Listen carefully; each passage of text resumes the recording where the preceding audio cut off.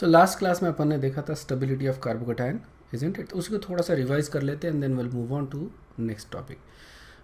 सो यहाँ पे हमने देखा था carbocations are stable because of inductive effect, hyperconjugation and resonance. Okay, resonance को अपन बोलते हैं कॉन्जुगेशन डायरेक्ट, ठीक है। तो इंडक्टिव इफेक्ट जैसे जैसे बढ़ेगा वैसे वैसे कार्बोकैटायन की स्टेबिलिटी बढ़ेगी। ये प्लस आई इफेक्ट की बात कर रहा हूँ मैं।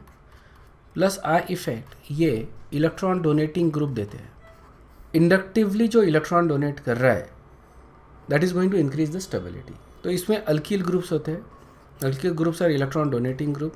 तो ये जो है वो जैसे बढ़ेंगे कार्बन के ऊपर, कार्बोकैटायन के ऊपर, स्टेबिलिटी बढ़ती जाएगी, ठीक है ना। दूसरा होता है रेजोनेंस इफेक्ट। रेजोनेंस इफेक्ट बढ़ेगा तो स्टेबिलिटी बढ़ेगी, ठीक है। तो इसके पहले वाले एग्जाम में रेजोनेंस इफेक्ट नहीं हो मिल सकता, उसमें इंडक्टिव इफेक्ट ही मिल रहा था और हाइपर कॉन्जुगेशन इफेक्ट। मैं हाइपर कॉन्जुगेशन मेंशन करना भूल गया, but in that case also, let's go back. तो यहाँ पे हाइपर कॉन्जुगेशन भी इंक्रीज हो रहा है, okay, from right to left, इसलिए अपने को स्टेबिलिटी ऑर्डर ये मिल रहा है। Tertiary is the most stable, methyl is the least stable. उसी तरह से अगर रेजोनेंस अगर होता है तो resonance is always a stabilising effect, ठीक है। ऑलवेज जहाँ पे भी रेजोनेंस आता है उसके वजह से स्टेबिलिटी मिल रही है। रेजोनेंस की वजह से क्या हो रहा है? It is a delocalisation of electron, okay. Electrons का डीलोकलाइजेशन हो रहा है, ओके। और जब इलेक्ट्रॉन्स डीलोकलाइज होते हैं तो स्टेबिलिटी बढ़ती है। इलेक्ट्रॉन्स जब लोकलाइज होते हैं स्टेबिलिटी का होता है। रिलेटिवली बात कर रहे हैं अपन, ठीक है। कंपेयर टू टू इलेक्ट्रॉन्स, जहाँ पे electrons are in a bounded state localised, और एक इलेक्ट्रॉन जो फ्री इलेक्ट्रॉन है डीलोकलाइज्ड है, वो ज़्यादा एरिया वो ऑक्यूपाई कर सकता है, तो ऐसा इलेक्ट्रॉन ये ज़्यादा स्टेबल रहेगा as compare to the first one, ठीक है। सो whenever there is a delocalization of electron, stability will increase.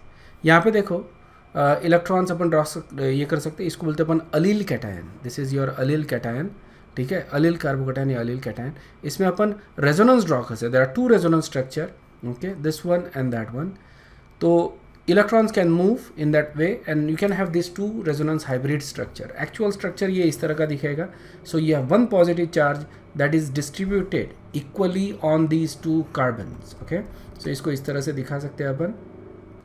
So ये प्लस हाफ दोनों कार्बन के ऊपर आ रहा है rather than having a one positive charge. अभी ये चार्ज क्या हो गया? इक्वली डिवाइड हो गया, जिसके वजह से स्टेबिलिटी ऑब्वियसली बढ़ेगा. ओके, सेम थिंग हो रहा है कि ये इसके ऊपर benzylic cation, this is a benzyl cation, इसकी भी स्टेबिलिटी बढ़ेगी because of the resonance. Okay, and in fact this would be a very stable carbocation. अगर कहीं पे इलेक्ट्रॉन डोनेटिंग ग्रुप है कार्बोकैटायन के ऊपर, दिस इज द कार्बन जिसका जो कार्बोकैटायन है, there is a electron donating group on the next to it. Okay, तो ये इलेक्ट्रॉन डोनेट करेगा, इस तरह से रेजोनेंस बनेगा. अब ऑक्टेट कंप्लीट हो गया जिसकी वजह से ये स्टेबल रहेगा. ओके, सो रेजोनेंस जो रहेगा मतलब actual structure is going to be between these two compounds, but these are resonance hybrid structure. इसमें ये ज़्यादा स्टेबल है, मतलब इसका कॉन्ट्रीब्यूशन ज़्यादा रहेगा. ओके, तो जो रेजोनेंस हाइब्रिड रहेगा वो इसके जैसा दिखेगा ज़्यादा. ओके, जिसमें ऑक्टेट कंप्लीट है, and that is the reason why it is going to be stable. On the contrary, if you take a stability of carbocation जहाँ पे इलेक्ट्रॉन विड्रॉइंग ग्रुप है, ओके, यहाँ पे इलेक्ट्रॉन विड्रॉइंग ग्रुप है, तो उस case में so this group is electron withdrawing, ये इलेक्ट्रॉन विड्रॉ कर रहा है. ऑब्वियसली इसके पास पहले ही इलेक्ट्रॉन की कमी है और बाजू वाला ग्रुप इलेक्ट्रॉन और ले रहा है, तो ये तो पॉसिबल नहीं है ना. ऑलराइट, तो इसकी वजह से देखो क्या होता है, you get two positive charges side by side. Okay, ये कैसा रहेगा? अनस्टेबल रहेगा. सो यहाँ पे क्या हो रहा है कि ये बहुत ज़्यादा अनस्टेबल है. ओके, ये अनस्टेबल है, मतलब इसमें कोई स्टेबिलिटी ज़्यादा बढ़ नहीं रही, इसमें एक्चुअली इनफैक्ट स्टेबिलिटी कम हो रही है. दो चीज़ों को कंपेयर करो, ठीक है, this one and that one. अब पहले केस में क्या हो रहा है? इलेक्ट्रॉन डोनेटिंग ग्रुप में स्टेबिलिटी इंक्रीज हो रही है because the resulting structure is actually more stable. और सेकंड केस में क्या हो रहा है? स्टेबिलिटी डिक्रीज हो रही है क्योंकि resulting structure is less stable. समझ में आया? और ये दोनों को मिला के देखो, मतलब ये दोनों का एवरेज अगर मैं निकालता हूँ, ऊपर वाले दोनों का एवरेज अगर निकाला तो स्टेबिलिटी मेरे को बढ़ती हुई दिखेगी, और ये दोनों का अगर एवरेज मैंने निकाला तो स्टेबिलिटी डिक्रीज होती हुई दिखेगी. समझ में आएगा? ठीक है. देखो ये सारी चीज़ें एक दिन में याद नहीं होगी, तुमको धीरे धीरे प्रैक्टिस करते हुए इनको ध्यान में रखना है। ओके, और प्रैक्टिस से अगर तुम इसको याद रखोगे, मतलब इम्प्लीमेंटेशन से अगर तुम इसको याद रखोगे ज़्यादा फ़ायदा होगा, ध्यान में रखना। ओके, ये जो रूल है ये तुमको ध्यान में रखना है। ओके, ये रहता ही है ध्यान में, ऐसा कुछ ये नहीं है। अगर मैं कोई रिएक्शन कर रहा हूँ, ओके, और मान लो कि उसमें से एक में से प्राइमरी बन रहा है, दूसरे में से सेकेंडरी बन रहा है, जैसे कि एग्जांपल दे देता हूँ मैं, बियर, ठीक है ना। अब सेकंड कंपाउंड लेता हूँ, और इस तरह के क्वेश्चन जो है अक्सर एग्ज़ाम में पूछते हैं। सो क्वेश्चन ये रहेगा कि इसको मैं कोई रिएक्शन करता हूँ, जैसे कोई रिएक्शन कर लिया, जैसे हाइड्रोलिसिस कर रहा हूँ या फिर अल्कोहलिक KOH के साथ इसको रिएक्ट कर दिया। ओके, अल्कोहलिक KOH के साथ रिएक्ट, या एक्यूएस KOH लेना पड़ेगा मेरे को, सॉरी, ठीक है। तो इसको मैं रिएक्ट कर रहा हूँ जैसे एक्यूएस KOH के साथ, दोनों को सेम कंडीशन है, सेम टेम्परेचर एंड एवरीथिंग। तो this is n propyl bromide, this is isopropyl bromide. So कौन सा कंपाउंड ज़्यादा रैपिडली रिएक्ट होगा, ठीक है, ये क्वेश्चन पूछा है। ऑब्वियसली यहाँ से तुमको देखना पड़ता है कि कौन सा रिएक्शन मैकेनिज्म हो रहा है। ओके, तो इंटरमीडिएट क्या बन रहा है ये देखना पड़ता है आपको। तो यहाँ पे इंटरमीडिएट बनता है कार्बोकेटायन, ठीक है। ये केस में बनेगा, ये केस में बनेगा प्राइमरी, और ये केस में बनेगा सेकेंडरी, बराबर है। and you can draw the structure of these intermediates. Okay, CH3 CH2 CH2 plus, और यहाँ पे ये बनेगा CH3 CH CH2 CH3 plus. Understood है क्या? सो इसमें प्राइमरी बन रहा है, this is primary and this is secondary, और सेकेंडरी ज़्यादा स्टेबल है, इज़न्ट? तो सेकेंडरी ज़्यादा स्टेबल रहने की वजह से ये फास्ट फॉर्म होगा, मतलब सेकंड वाली जो रिएक्शन है ये फास्ट होगी, तो ये ज़्यादा फास्ट रैपिडली रिएक्ट होगा, इस रिएक्शन का रेट ज़्यादा रहेगा। तो we have to look at the intermediate from the given information. ये तुमको बोला नहीं रहेगा कि इसमें ये बन रहा है, इसमें ये बन रहा है, तुमको ये डिड्यूस करना पड़ता है। कैसा डिड्यूस करना पड़ता है ये अपन आगे देखने वाले हैं। ओके, बट क्वेश्चन देखो किस तरह का आता है और उसको देखो किस तरह से अपन आंसर करते हैं based upon this particular reactivity order. समझ में आ गया? Okay, so benzylic carbocation is more stable और almost equal stable as tertiary, ठीक है ना, स्लाइटली ज़्यादा स्टेबल होता है टर्शरी से। ओके, लेकिन benzylic and tertiary you can say. Then allylic, okay, allylic की जो स्टेबिलिटी है दैट इज इक्वल और more than secondary carbocation, then primary, and सबसे कम स्टेबल होता है मिथिल, ठीक है। अंडरस्टूड है क्या? सो थोड़ा सा बेंजेलिक की ज़्यादा स्टेबिलिटी थी, इधर अलेलिक जो होता है वो थोड़ा सा ज़्यादा स्टेबल होता है then secondary, near about same होता है, लेकिन ओके थोड़ा सा मार्जिनली थोड़ा ज़्यादा होता है। अगर पूछा दोनों के बीच में कौन ज़्यादा स्टेबल है, तुम्हारा आंसर अलेलिक रहेगा। अगर ये पूछ लिया बेंजेलिक और टर्शरी में कौन ज़्यादा स्टेबल है, तो तुमको देखना पड़ेगा benzylic. Okay, so that is the stability order of carbocation.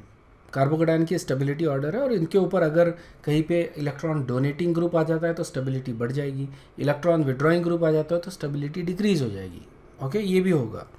Alright, जैसे फॉर एग्जांपल कोई बेंजेलिक वाला है लेकिन इलेक्ट्रॉन विड्रॉइंग ग्रुप के साथ है, ऑलराइट, तो फिर इसकी स्टेबिलिटी टर्शरी के साथ कम रहेगी। ओके, टर्शरी ज़्यादा स्टेबल रहेगा उस केस में। समझ में आया ना? तो ये एग्जाम्पल से क्लियर हो जाएगा तुमको। तो ये अगर स्टेबिलिटी ऑर्डर है तो यही रिएक्टिविटी ऑर्डर भी रहेगा। तो जो बेंजिलिक कंपाउंड्स है वो ज़्यादा रैपिडली रिएक्ट होंगे, और जो मिथिल वाले कंपाउंड्स है वो स्लो रिएक्ट होंगे for a particular type of reaction, और वो टाइप ऑफ रिएक्शन अपन आगे देखने वाले हैं। This is called as SN2। SN2 type के जो रिएक्शंस होते हैं वो आगे देखेंगे, मतलब अभी कुछ एक्सप्लेन नहीं करता उसको लेके, लेकिन SN2 टाइप के जो रिएक्शंस है उसमें अपने को ये रिएक्टिविटी ऑर्डर मिलेगा। समझ गया? टर्शरी बेंजेलिक ये सबसे ज़्यादा फास्ट रिएक्ट होंगे for that particular type of reaction, और मिथिल वाले जो कंपाउंड्स है या प्राइमरी जो कंपाउंड्स है वो सबसे स्लो रिएक्ट होंगे, क्योंकि इसमें कार्बोकेटायन फॉर्म हो रहा है as a intermediate. Is this clear? Is this understood? Next अपन देख रहे हैं carbocation rearrangement. This is a new concept basically, carbocation का रीअरेंजमेंट। मैं तुमको लास्ट क्लास में बताया था कि कार्बोकेटायन की एक नेस्टी हैबिट होती है, वो ये कि कार्बोकेटायन तो फॉर्म हो जाएगा, लेकिन अगर रीअरेंजमेंट की पॉसिबिलिटी है तो ये रीअरेंज हो जाएगा to a more stable carbocation, ठीक है ना। तो उसका ये एग्जाम्पल है बेसिकली कि ये किस तरह से रीअरेंज होता है। ध्यान से देखो क्योंकि ये बहुत ज़्यादा ज़रूरी है। और क्या, क्योंकि ये तुमको इम्प्लीमेंट करना पड़ता है इन द एग्ज़ाम। समझ में आया क्या? क्वेश्चन जब पूछे जाते हैं ना तो उसमें तुमको ये इम्प्लीमेंट करना पड़ता है, अप्लाई करना पड़ता है। You have to decide. So product देखो, अलग अलग प्रोडक्ट मिलेंगे तुमको, okay, because of the rearrangement. Different type के प्रोडक्ट मिल सकते हैं, मिक्सचर ऑफ प्रोडक्ट मिल सकते हैं। तुमको ये डिसाइड करना पड़ता है कि उनमें से मेजर प्रोडक्ट कौन सा है। अंडरस्टूड है? So you need to decide which is the major product based upon this particular principle. Okay, so it's just not easy कि तुमने प्रोडक्ट बता दिया ये प्रोडक्ट बन रहा है। You also need to decide what is the major product. Okay, so जैसे मान लो कि ये सबस्ट्रेट है। सो ये सबस्ट्रेट मैं यहाँ पे ड्रॉ कर रहा हूँ फिर से, जस्ट टू गिव यू कि क्या है ये। CH3 क्योंकि ज़्यादा इसमें कलर वलर यूज़ किया तो थोड़ा सा ज़्यादा जल्दी ध्यान में नहीं आता, इसलिए सिंपल तरीके से इसको अपन ड्रॉ कर रहे हैं। CH2Br। समझ में आया क्या? That is the substrate, that is our compound. अब यहाँ पे क्या हो रहा है कि ये जो पोर्शन है इसमें से ब्रोमीन निकल जाएगा। ठीक है, लिविंग ग्रुप है bromine. Bromine is a better leaving group than chlorine, remember that. Okay, तो ब्रोमीन यहाँ से निकल जाएगा। ब्रोमीन निकल गया विथ इट्स इलेक्ट्रॉन, तो क्या जनरेट होगा? कार्बोकटायन, बराबर है। तो ये प्राइमरी कार्बोकटायन जनरेट हुआ। अब तुमको क्वेश्चन ये पूछना है कि ये प्राइमरी कार्बोकटायन यहाँ पे सबसे ज़्यादा स्टेबल है या इससे ज़्यादा स्टेबल बन सकता है? ओके, क्वेश्चन क्या पूछना है? Is it the most stable possible in this particular situation? Well no. Okay, primary बना है लेकिन प्राइमरी रीअरेंज हो सकता है इनटू अ सेकेंडरी या टर्शरी। अब देखो किस तरह से रीअरेंज होता है। ठीक है, तो होगा क्या कि यहाँ पे ये प्राइमरी है ना, तो यहाँ पे there is a MTP orbital, remember that. MTP orbital है, sp2 हाइब्रिडाइजेशन है इसका, इजंट इट? ट्राइगोनल प्लेनर है ये पोर्शन ट्राइगोनल प्लेनर है और उसमें एक परपेंडिकुलर दिस MT2p ऑर्बिटल है। या अब होगा क्या कि ये जो इलेक्ट्रॉन्स है वो जंप करेंगे इधर विथ हाइड्रोजन। जब इलेक्ट्रॉन जंप करेंगे तो साथ में हाइड्रोजन भी चले जाएगा। ओके, तो जब हाइड्रोजन जंप करेगा तो इस तरह से जंप करेगा, what you get is a secondary carbocation. देखो मतलब यहाँ पे हाइड्रोजन अपने इलेक्ट्रॉन लेके लीव कर लिया। कहाँ पे? ये गया तो बाजू में ही गया, ठीक है ना, इसने घर छोड़ा लेकिन बाजू के घर में जाके रह गया। तो यहाँ पे अभी कार्बोकटायन जनरेट हुआ। ये अभी sp2 है, ये अभी ट्राइगोनल प्लेनर है और यहाँ पे there is a MTP orbital now. ठीक है, तो सेकेंडरी कार्बोकटायन बना। तो क्या इस सिचुएशन में सेकेंडरी ये सबसे ज़्यादा स्टेबल बन सकता है? क्या इससे ज़्यादा स्टेबल भी पॉसिबल है या नहीं है? ये तुमको डिसाइड करना है। ठीक है, तो यहाँ पे फिर से there is a possibility of rearrangement. देखो ये जो ग्रुप है मिथिल ग्रुप, ये ग्रुप इधर माइग्रेट कर सकता है। ठीक है, मिथिल ग्रुप जंप करेगा, ठीक है, उधर है। तो ये इसी तरह का सिचुएशन बनेगा। सो ये अपना मिथिल ग्रुप है, it is going to go to that particular carbon, rearrange हो गया। अब देखो कौन सा कार्बोकटायन बना? Tertiary carbocation, isn't it? अब तुम चाहे कुछ भी करो, इससे ज़्यादा स्टेबल तो होता नहीं है, टर्शरी से और कुछ बनेगा नहीं, isn't it? So that is the most stable carbocation. समझ में आया ना? Yes, that is the most stable carbocation. तो यहाँ पे आके तुम्हारा रीअरेंजमेंट जो है वो रुक जाएगा। तुमने स्टार्ट किया था तो उस समय तुमको प्राइमरी मिला, उसको रीअरेंज हुआ तो सेकेंडरी भी मिला, सेकेंडरी रीअरेंज होकर टर्शरी मिला। सारे के सारे प्रोडक्ट बनाएंगे लेकिन इनमें सबसे ज़्यादा स्टेबल कौन है? टर्शरी, बराबर है। तो सबसे फास्ट कौन बनेगा? टर्शरी। रीअरेंज होके पहले तो प्राइमरी बनेगा, primary is going to get rearranged into, so primary बनेगा सबसे पहले फ्रॉम RX, प्राइमरी रीअरेंज होगा into secondary and secondary will rearrange into tertiary. ये फटाफट होगा रीअरेंजमेंट, समझ में? ये फटाफट होता है और यहाँ पे आके ये रुक गया। तो हो क्या रहा है कि टर्शरी अभी फाइनली बना हुआ है, तो इसी से मेजर प्रोडक्ट बनेगा। तुम्हारा जो मेजर प्रोडक्ट है वो इस टर्शरी से, इस कार्बोकटायन से बनेगा। तो जो भी रिएक्शन हो रही है अलग अलग टाइप की, यहाँ पे एलिमिनेशन रिएक्शन हो सकता है, एडिशन रिएक्शन हो सकता है ऑन दिस कार्बोकटायन। तो जो भी टाइप की रिएक्शन है, ऑलराइट, वो इससे बनेगी। ठीक है। तो तुम्हारा जो प्रोडक्ट जो बनना चाहिए था वो प्राइमरी से बनना चाहिए था ना, बराबर है। प्राइमरी कार्बोकेटायन से प्रोडक्ट बनना चाहिए था, प्राइमरी कार्बोकेटायन और सेकेंडरी से तुम्हारे माइनर प्रोडक्ट्स बनेंगे, दो माइनर प्रोडक्ट्स रहेंगे तुम्हारे पास। जो बनना चाहिए था प्राइमरी से वो नहीं मिला, कुछ और ही मिला, वो मिला टर्शरी से। अंडरस्टूड है। तो जो तुम्हारा एक्सपेक्टेड प्रोडक्ट था वो नहीं मिल रहा है, तुमको कुछ और प्रोडक्ट मिल रहा है। एग्जाम के हिसाब से पूछा जाए तो तुमको पूछेंगे, इस तरह का सबस्ट्रेट दिया रहेगा, इस तरह का सबस्ट्रेट दिया रहेगा और पूछेंगे कि what is the major product. तुमको बताएंगे किस टाइप का रिएक्शन है, या फिर तुमको रिएक्शन दे दिया है, प्रोडक्ट नहीं दिया है। अब तुमको ये डिसाइड करना पड़ता है कि ये कौन से टाइप का रिएक्शन है, इसमें अगर कार्बोकेटायन फॉर्म होता है तो क्या होगा, ओके, रीअरेंजमेंट कहाँ तक होगा और फाइनल प्रोडक्ट क्या बनेगा। समझ में आया क्या? अब यहाँ पे मैंने क्या किया है कि तुमको एज ए एग्जाम्पल करके दिखाया कि प्राइमरी से सेकेंडरी, सेकेंडरी से टर्शरी बन रहा है। ज़रूरी नहीं कि हमेशा यही रहेगा, हो सकता है कि डायरेक्ट प्राइमरी से टर्शरी बन जाए, हो सकता है कि सेकेंडरी से टर्शरी बन जाए, हो सकता है कि प्राइमरी से सेकेंडरी तक आके बन जाए, सेकेंडरी से रुक जाए, ऐसा भी हो सकता है। ओके, इट्स नॉट नेसेसरी कि हमेशा टर्शरी आके बनेगा। जो भी बनता है, जो भी रीअरेंज होके, हो सकता है कि बेंजेलिक बन जाए। ओके, तो जो भी कार्बोकेटायन है, ऑलराइट, इसेंशियली हो क्या रहा है कि we are going in this direction. It is possible to go from right to left, ठीक है, it is possible to do that during the rearrangement.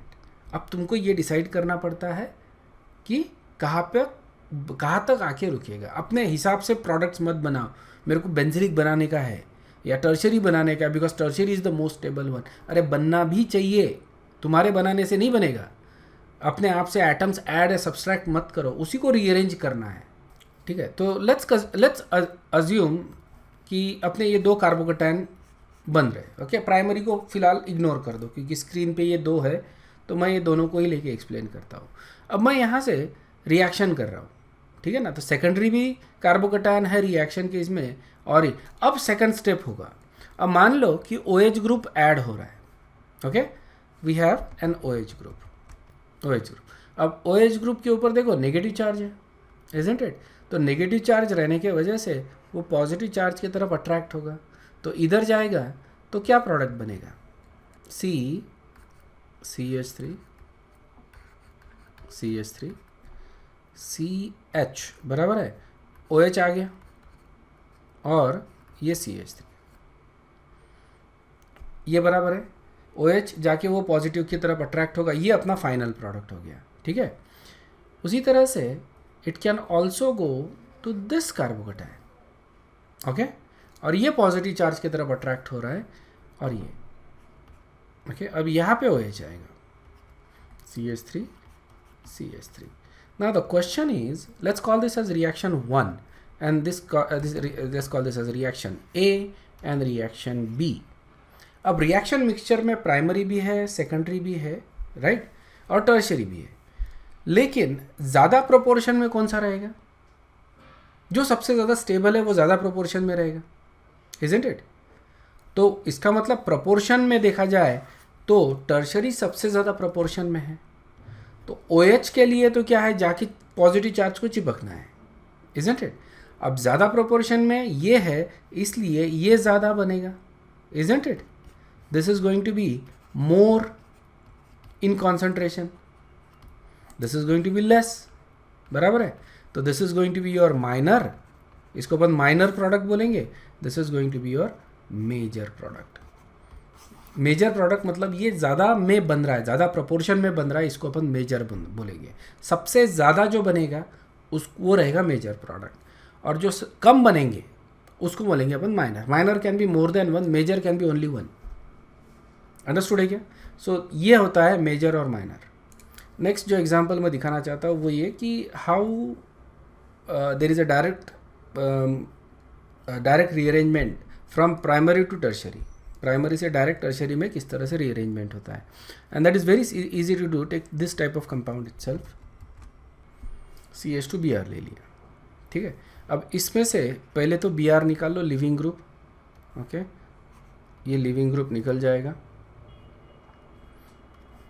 तो बनेगा, ठीक है। और अब क्या करोगे, ये मिथिल ग्रुप जो है उसको इधर जंप कर पाओगे, ठीक है। इसेंशियली तुमको वो ग्रुप मूव करना है जिससे तुमको ज़्यादा से ज़्यादा स्टेबल कार्बोकेटायन मिलेगा। ओके, समझ में आया ना। जैसे यहाँ पे दूसरा भी एक एग्जांपल बताता हूँ मैं तुमको। तो ये पॉजिटिव चार्ज आ गया यहाँ पे, and then you have CH2CH3। तो ये तुम्हारा टर्शरी कार्बोकेटायन बन रहा है फ्रॉम प्राइमरी, सॉरी ये प्राइमरी है। सो प्राइमरी का रीअरेंजमेंट टर्शरी में। तो ये कंपाउंड टू कंपाउंड वैरी करेगा, ध्यान में रखना। इसका कोई एग्जांपल याद मत करो, ध्यान में।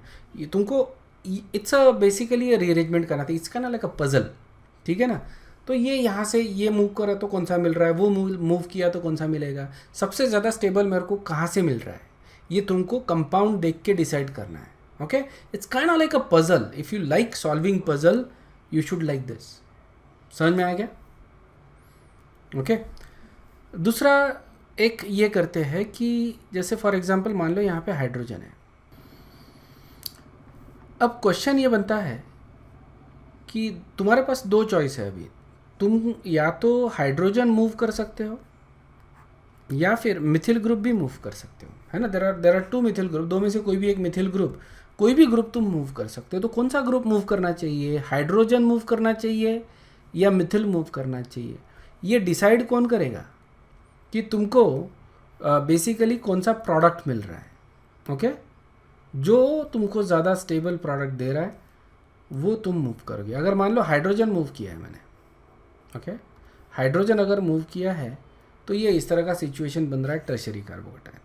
और अगर मैंने मिथिल मूव किया होता, ओके, ये वाला मिथिल अगर मूव किया होता जस्ट लाइक दिस, तो मेरे को क्या मिलता, CH3CH, पॉजिटिव चार्ज यहाँ पे आ गया, इजंट इट।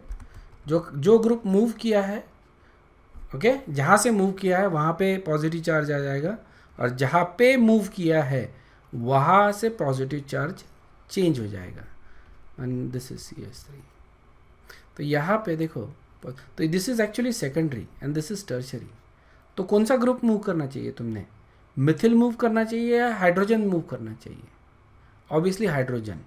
ओके, ये नहीं बनेगा, मतलब ये स्लो बनेगा। This is again possible, secondary बनेगा ये, लेकिन स्लो बनेगा। This is going to be faster. Okay, this is going to win. So this is how you work out individual situations. काफ़ी सारे सिचुएशंस पॉसिबल है, तुम लोग हर सिचुएशन को याद नहीं कर सकते।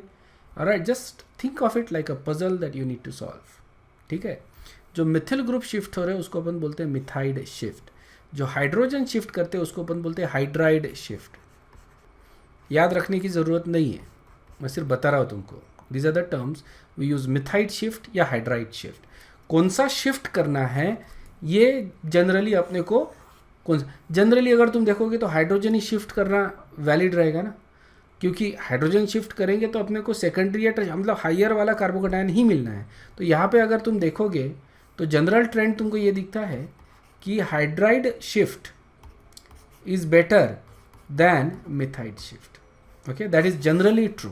Okay, I don't see an example जहाँ पे मिथिल ग्रुप प्रिफरेंशियली मूव हो रहा है, ये मैंने अभी तक देखा नहीं है। अगर आया तो बता भी दूंगा। ओके, अंडरस्टूड है क्या? ये एक और एग्जाम्पल है, just to give you another example. यहाँ पे देखो, this is CH3 CH2 CH2Br। Okay, मतलब ये प्रोपिल ब्रोमाइड हो गया। अब ब्रोमीन को हटा दो यहाँ से, तुमको प्राइमरी कार्बोकेटायन मिलेगा। Primary carbocation can undergo rearrangement to secondary carbocation, you get secondary carbocation.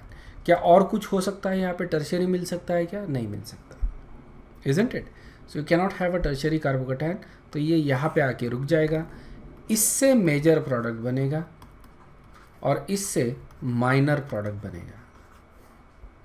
Okay, सो इस तरह से अपन प्रोडक्ट डिसाइड करते हैं कौन सा बनेगा। क्वेश्चन तो यही पूछेंगे ना तुमको कि मेजर कौन सा है, माइनर कौन सा है। तुमको मेजर आइडेंटिफाई करना है ऑफ द गिवन चॉइसेस, ठीक है। माइनर तो नहीं पूछेंगे जनरली, लेकिन मेजर पूछते हैं, मेजर कौन सा है। ओके, मेजर प्रोडक्ट ज़्यादा से ज़्यादा कौन सा बनेगा। सो तुमको ये डिसाइड करना पड़ता है कि कौन सा इंटरमीडिएट बन रहा है।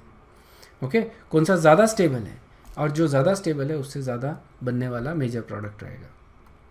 Now here is a review question, which of the following compound would form the most stable carbocation? बता।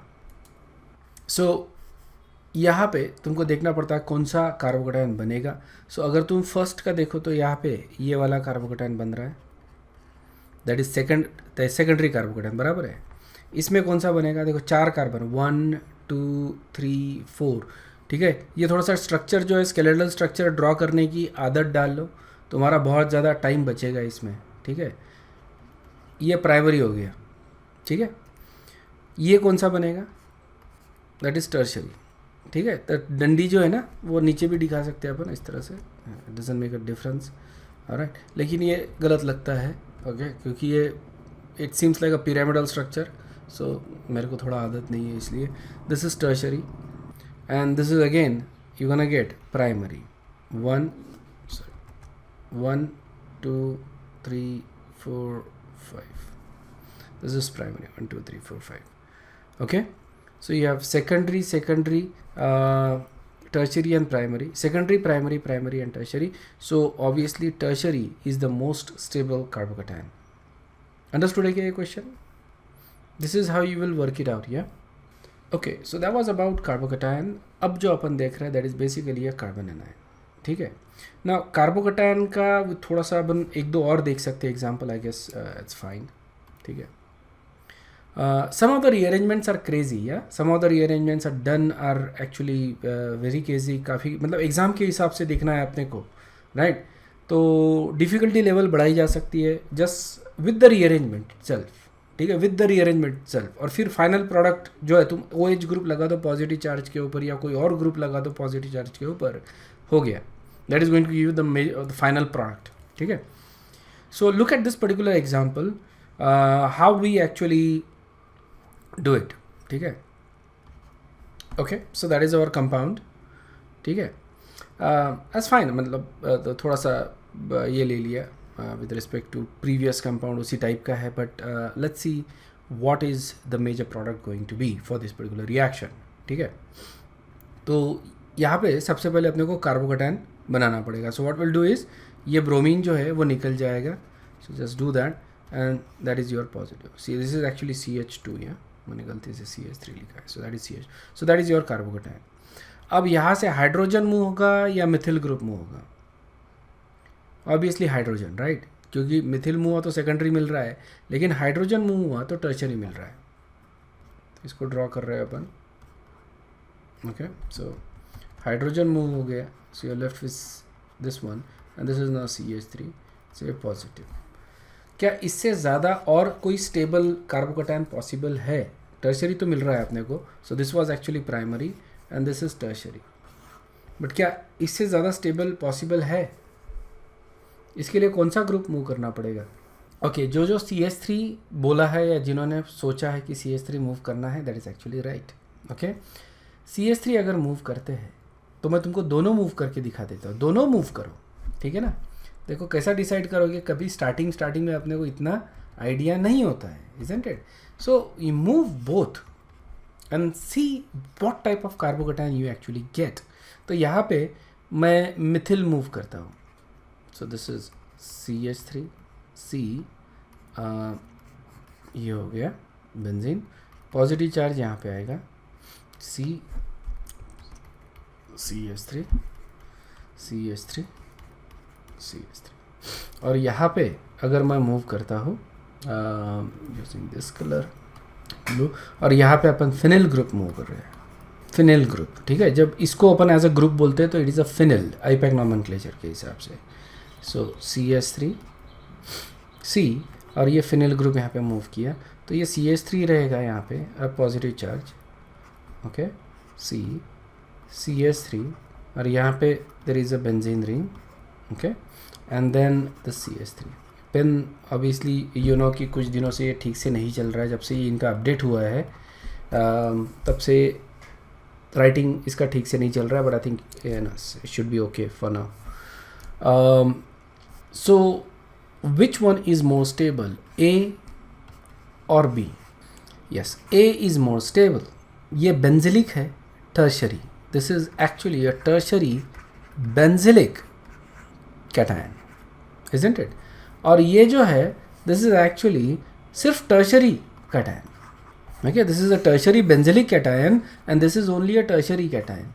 तो this is actually going to be more stable than that.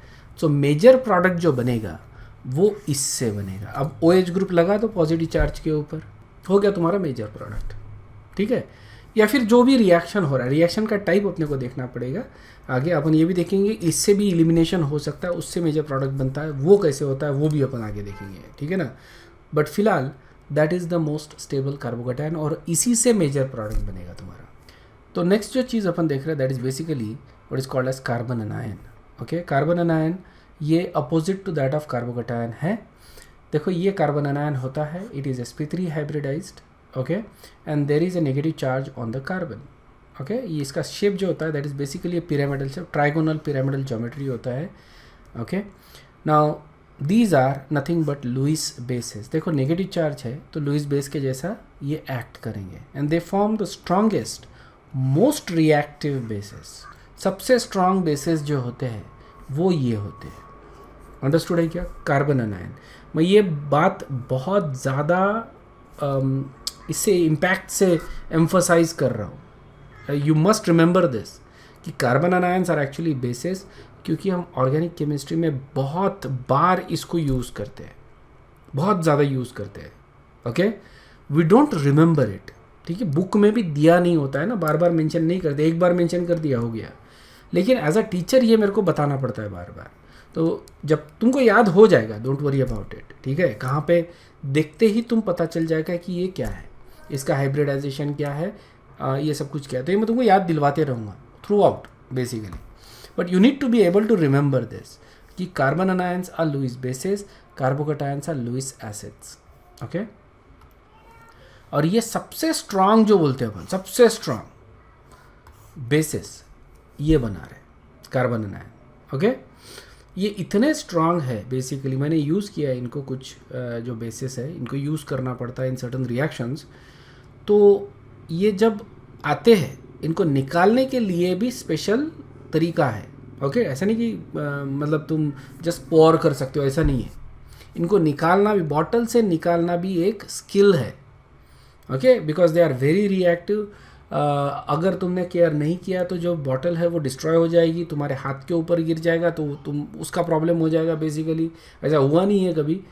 Okay, लेकिन but I don't know what happens, but they should actually you know react with your hand and it should be painful. ठीक है, it's kind of like a burning होने के chances है. But they are extremely reactive bases. The most strongest bases जो बनते हैं organic chemistry में वो आ रहे हैं ये ऑर्गेनिक बेसिस में. These bases are the strongest bases, plain and simple. Carbon anions जो होते हैं these are basically nucleophile. Negative charge है. ओके, तो नेगेटिव चार्ज होते हैं तो ये न्यूक्लियोफिलिक होते हैं और ये इलेक्ट्रोफाइल की तरफ जाएंगे. तो देखो ये कार्बन एनायन और carbocation made for each other है बेसिकली, एक दूसरे के लिए ये बेसिकली. ठीक है ना.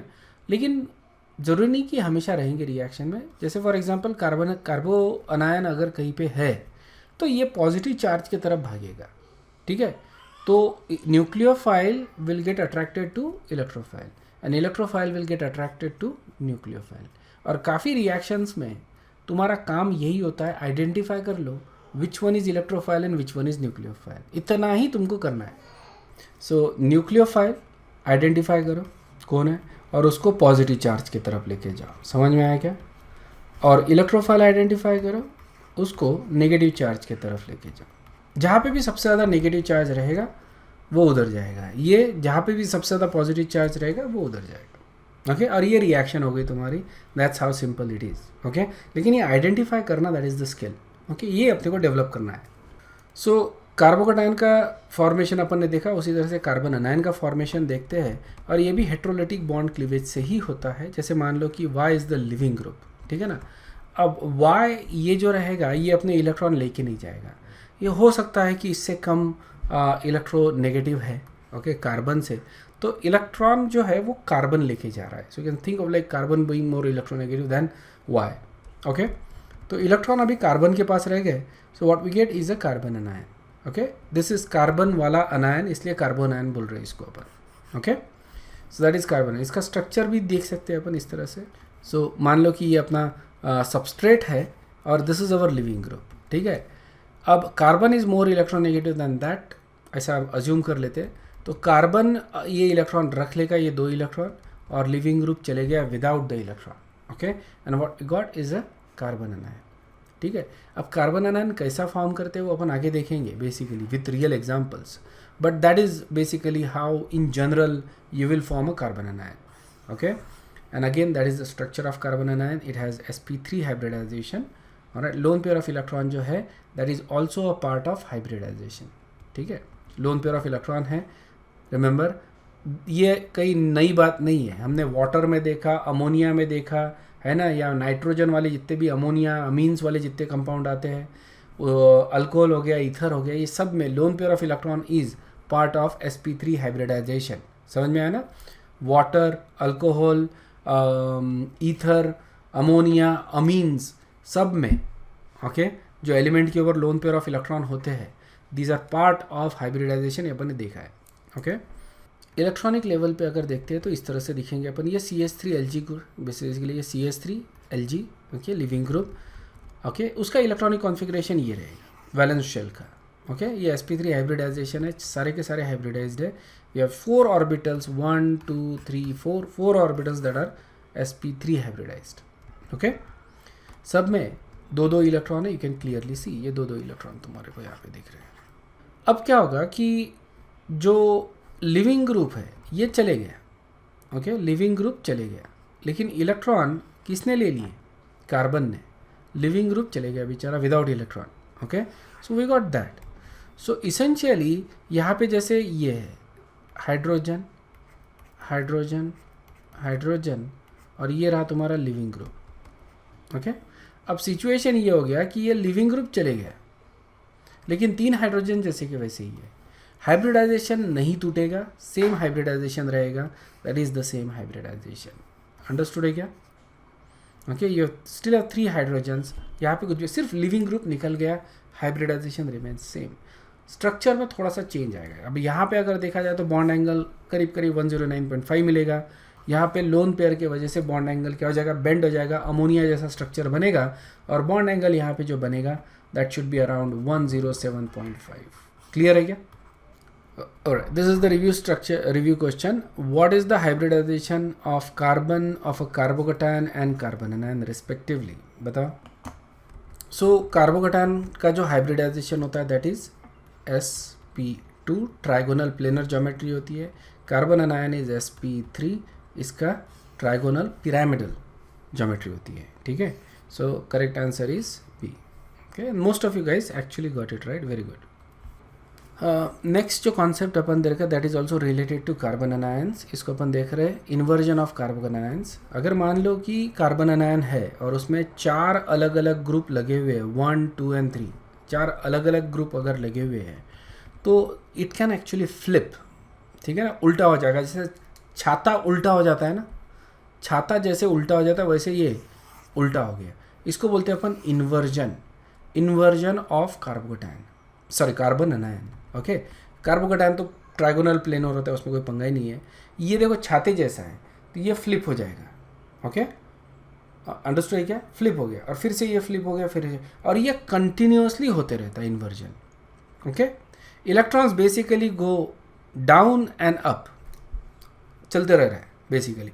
दिस इज सो रैबिड कि इनको आइसोलेट करना इम्पॉसिबल है। ठीक है ना, इनको आइसोलेट अपन नहीं कर सकते। This is called as inversion of carbon anion. ठीक है, अगर 3 अलग अलग ग्रुप लगे हुए हैं तो this can be the 4th group and this becomes chiral. There is a lack of plane of symmetry in this particular case. Okay, तो ये इस तरह का जो कंपाउंड होता है वो कायरल होता है। There are 4 different groups attach to it. ये जो है इसको अपन बोल रहे हैं 4th ग्रुप। समझ में आ रहा है क्या? Loan pair of electron is basically a 4th group, but the problem is, ठीक है, इसको आइसोलेट इसलिए नहीं करते। सो ये अगर हो गया तो this will become its mirror image. ठीक है, समझ में आया क्या? This is going to be chiral. Okay, और ये उसका मिरर इमेज बनेगा। ओके, बट हम इनको आइसोलेट नहीं कर सकते। इसका मतलब क्या होगा? इन दोनों का रिलेशनशिप क्या रहेगा? जल्दी बताओ, दोनों का रिलेशनशिप क्या रहेगा? दोनों का रिलेशनशिप क्या है? Enantiomers. Okay, so they are non superimposable mirror images, they are enantiomers. तो एनेंशोमर्स है तो अगर मैं आइसोलेट कर सकता तो मेरे को ऑप्टिकल एक्टिविटी दिखता, लेकिन आइसोलेट नहीं कर सकता, ये हमेशा इसी तरह के इक्विलिब्रियम में रहेंगे, तो मेरे को ऑप्टिकल एक्टिविटी नहीं मिलेगा। समझ में आया क्या? This is basically racemic mixture. ये रेसिमिक मिक्सचर भी नहीं, this are interconvertible structures. Okay, so इतने रैपिडली इंटरकन्वर्ट हो रहे हैं कि we can not actually isolate them, जिसकी वजह से अपने को ऑप्टिकल एक्टिविटी नहीं मिलता है। अंडरस्टूड है? Right,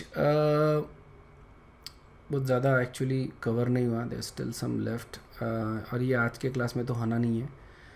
so what will do is